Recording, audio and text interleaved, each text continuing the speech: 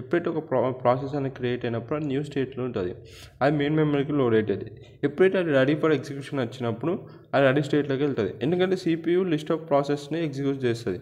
So దీని time వచ్చే వరకు అది రెడీ స్టేట్లో ఉంటుంది.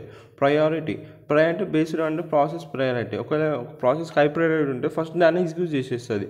ఇంకోటి ఏమిటంటే రౌండ్ రాబిన్ ఉంటుంది.